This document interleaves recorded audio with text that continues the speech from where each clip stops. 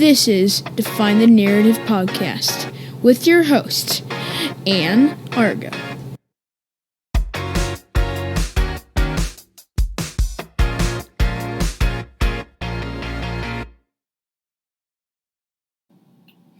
My guest today is Jane Mattis, founder of singlemothersbychoiceorg.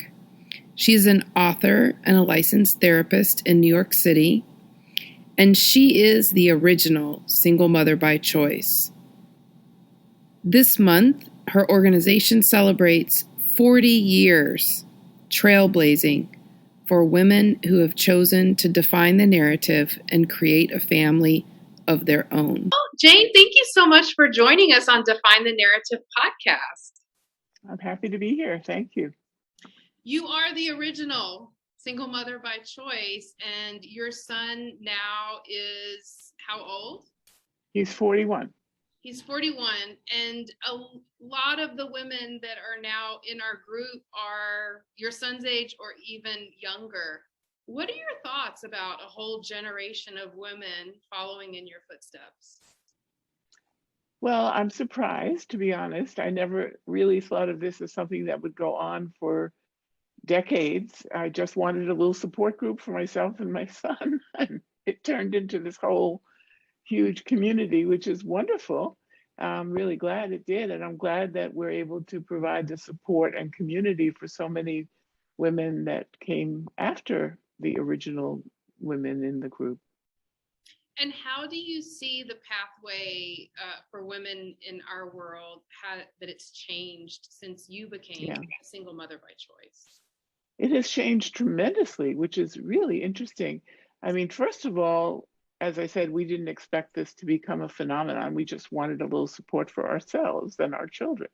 That's the biggest thing. And the other changes that have happened are important ones also, like we used to be predominantly a white women's professional white women's group, and we were predominantly East Coast, West Coast women as the group started to grow. And that has changed. The age range has changed. The diversity is great. Really, we're a very diverse organization now.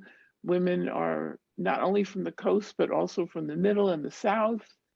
We certainly have a big Canadian presence as well. And the age range has shifted from really predominantly mid-30s to late 20s to mid-40s. So that's expanded greatly, partly because fertility treatments have become much more accessible for the older women. And for the younger women, it seems that women are seeing this now as another life option, which they want to consider just while they're going through their early 20s to mid 20s and starting to focus on it more in their late 20s. They want to think about whether they want to get married first and have a family, or if they want to have a family and not get married and focus on their career, or what version of those options, what order those options they want to have in their lives. It's not anymore as obvious a choice. We never thought this would be just another lifestyle choice, which is what Dan Quayle criticized Murphy Brown about in 1984 or whatever that was, 94, I think.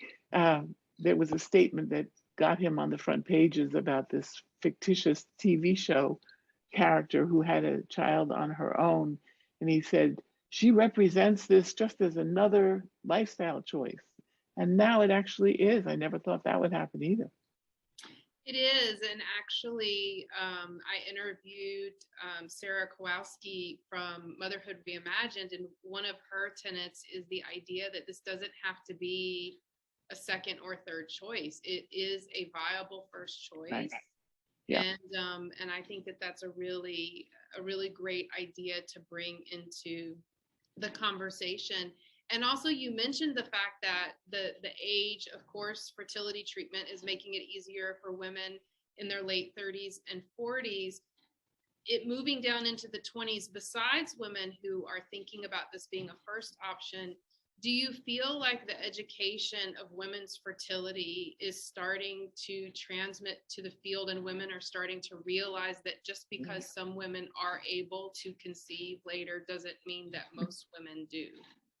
That's a really excellent point. In the early days, those of us who were hitting fertility problems in our late 30s, early 40s were kind of surprised that we hadn't really thought that much about the fact that fertility is finite, and especially with women, much more so than with men. And it certainly seems that women now are much more educated and aware about that fact. So they want to prepare and plan and think about their options before the option is either forced upon them or, sprung upon them to their surprise. And something in science that has advanced since you had your son, that even for me 10 years ago when I had my son, that has changed, is the idea of egg freezing. And I've asked every single one of my guests, and it's very interesting, the response. What are your thoughts about egg freezing as part of reproductive health in all women? It's so interesting that you mentioned that. I do consultations with a lot of women who are thinking about this or in the early stages of planning or even beginning to try. And egg freezing is more, I hear about it almost in every consultation, especially with the younger women and even some of the middle range women who have had that option, whereas some of the older women didn't when they were at their peak of fertility. It's interesting because if they think about this enough ahead of time, they can freeze their eggs while they're still much younger than the point where they're starting to lose some of their viability. So, I think it's a great thing that women have this option. It's getting more and more successful in terms of the outcome of the eggs being usable and viable. And I think it's made a huge difference in the sense of really helping women think this through and plan it just like they plan the rest of their lives. Right. And to think about it sooner than later, not wait until you feel like you've tried the quote unquote traditional pathway and it didn't work. And so now what? Right. Yes, it still is, an extreme for some people to think about doing something like that because they just, feel very optimistic and like we all did, what could possibly go wrong? Of course, we'll meet somebody and we'll be happily married and have a partner and a family and a white picket fence and all that. But, sometimes the optimism is great until it's not. Exactly. You spend a lot of time really sharing about the daddy question. And for me, when I was thinking about this pathway, I spent about 2 years researching and thinking it through. And I'm the kind of person that I plan all the way through, even if it doesn't turn out that way. And the daddy question for me was not a difficult one when I thought it through, because I think of it in terms of the family. You don't have siblings, you don't have a sister or a brother. It just is part of your family. Can you share some of your experience with women who stumble at this idea of the daddy question and kind of how you've seen the evolution of the inclusivity of it just being and not being taboo? Because I agree with something you said in the previous interview, which is all of this, anything that we present to our children, if we hesitate and act as if it is anything other than the way it is supposed to be, they pick up on that. And so our discomfort translates to something bigger to our children. So how has the daddy question evolved? Right. Well, at the beginning, we really didn't know anything about how the single mother by choice family not having a dad in it would impact the children. We just worried about it a lot. And then we learned a lot because the adoption world had a sort of parallel situation, not in that there was no dad, but in that there was another biological set of parents. And they learned, unfortunately, the hard way that secrecy about that subject, or any subject that's important really, turned out to be lethal, and that a lot of the problems with adoption weren't about adoption per se, but were about the secrecy that was surrounding the children knowing their life story and their true, story.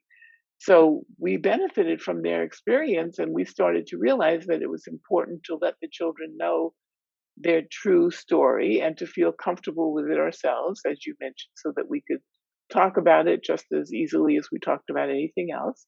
And that meant getting comfortable with it. And if not by ourselves, getting the help of a therapist to help us get comfortable with it so we could figure out what made us uncomfortable about it in the first place.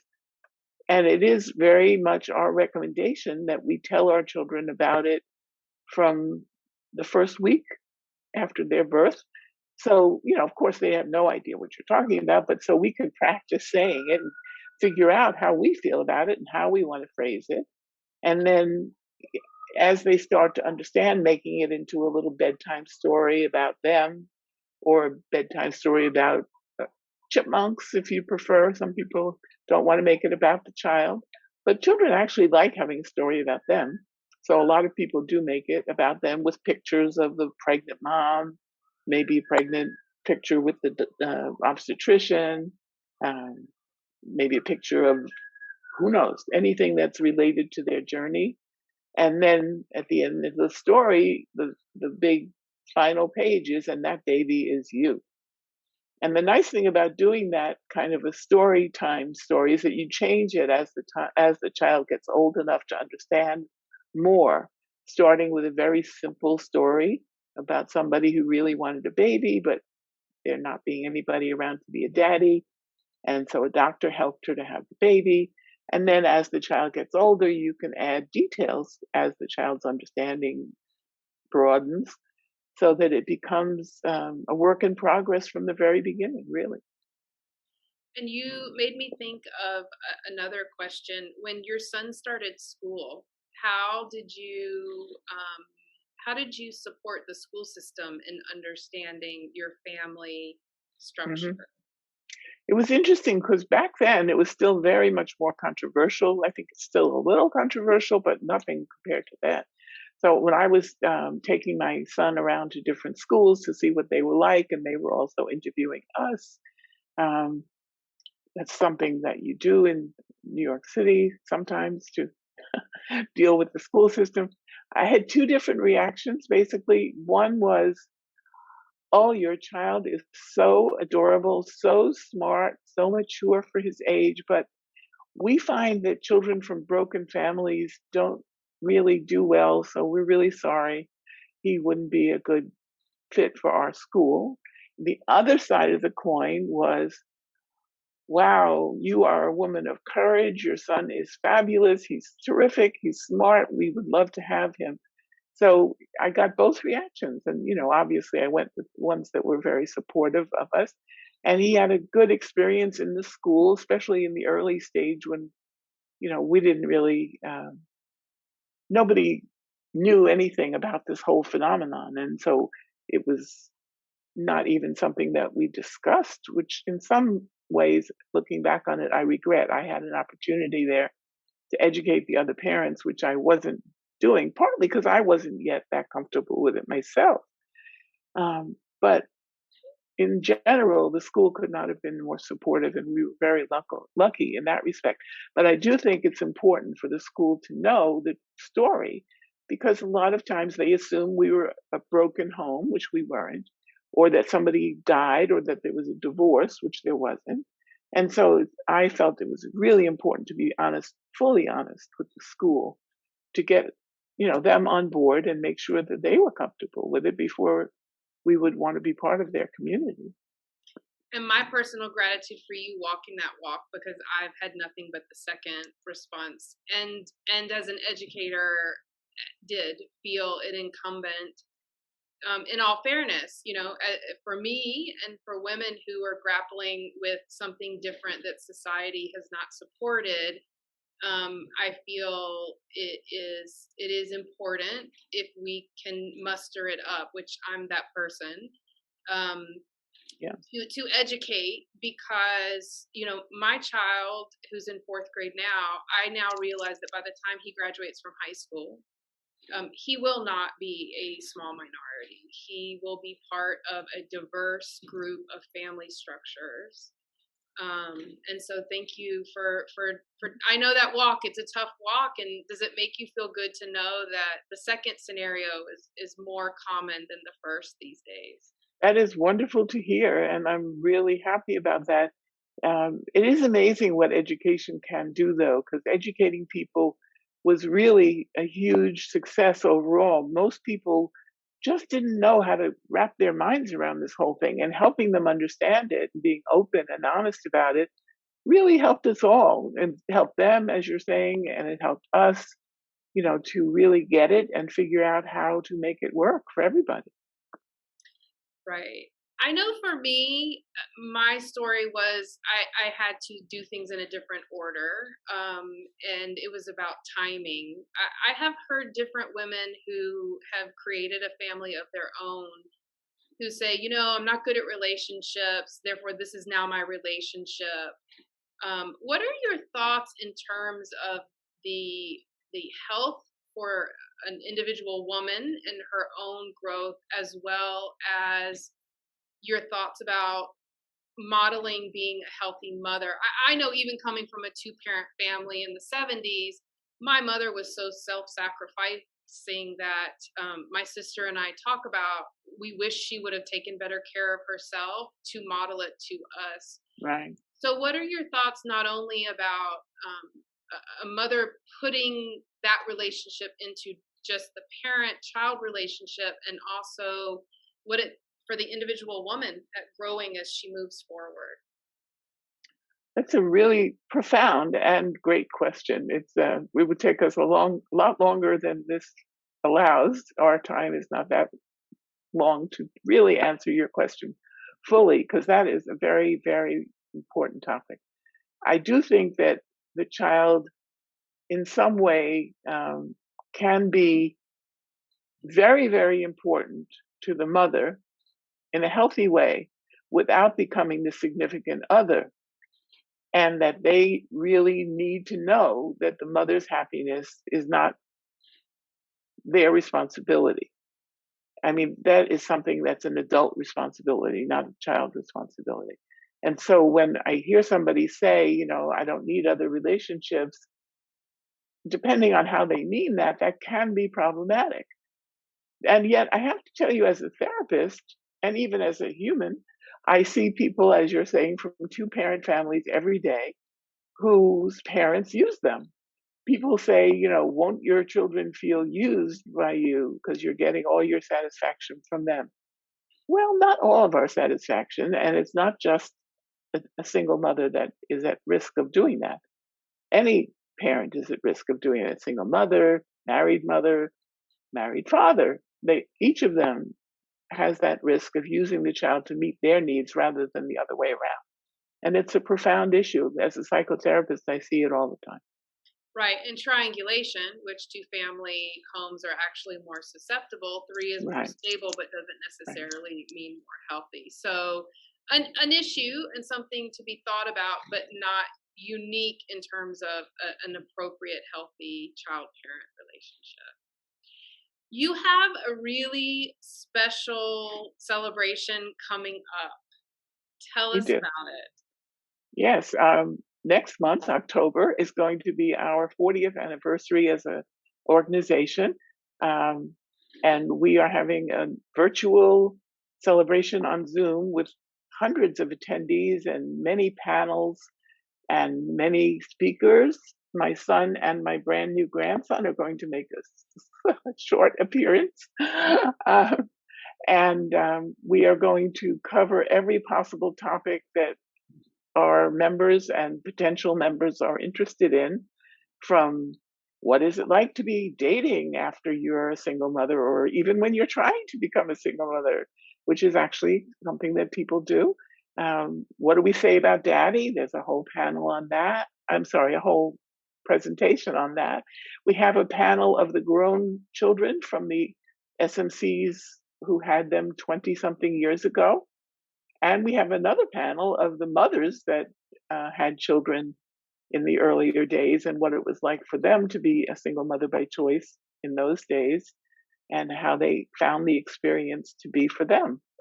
And we also have things on fertility and on finances and on donor siblings, which is another hot topic, people who have connected with their donor sibling families or not. And we're discussing that. There's just so much. And I'm really, really excited because not just because it's our 40th, which is exciting enough, but because I think it's going to be a wonderful, wonderful event. And I encourage people to come. It is, and I have to say I'm excited because I would not have been able to fly across the country for it, and I'm going to get to one of the unintended consequences, I guess, of this pandemic is people being able to join something so special. Yeah, that's right. And for me, reaching my 10-year, to proud to be to belong to that organization. Yeah. When you look forward, what do you see in the next 40 years? Oh boy. I was so wrong about the previous 40 years. I'm probably not the right person to answer that question. I was wrong, as I said, about so many things. I thought this would disappear after a few years. I don't know. I do think that this is becoming, as you suggested earlier, another choice of a lifestyle and not plan B or C. I mean, for some people, the plan A is still the traditional family, and that's great if that's right for you. And if it isn't, it's really wonderful that there are other options, including this one. And families are looking already very, very different than they looked 40 years ago. That the nuclear family with the first marriage, heterosexual couple is now a minority of the American family system. So I wouldn't want to speculate, except that I hope it becomes as embracing of all of us as possible. Absolutely, absolutely. Well, we're looking forward to that in October. Registration is on singlemothersbychoice.org. We also have posted the flyer on our Instagram and on our definethenarrative.org website, and already got some likes. Go ahead. Thank you. I just wanted to mention, because I'm getting everyday questions about this and we always forget to mention it. The event is being recorded so that anybody who registers will get a free recording if they can't be there for the whole thing and they don't, want to miss, or if they can't be there at all and they don't want to miss it. It's going to be given to them as a part of their registration. Excellent. So they can go back, and I know for me, I have a son, and so I'll be interested to hear the panel about the adult children going forward in our future. And again, just the utmost of gratitude, Jane. I know you didn't do it for people like me, but the little bit that we do, it meant so much to me. I don't know that if it weren't for your organization, if I would have made it, although it feels the absolute right choice for me. I tell everyone it's the best decision I've ever made, and just immense gratitude. And I look forward to celebrating 40 years with you. Thank you so much. It's wonderful to hear that. Thank you.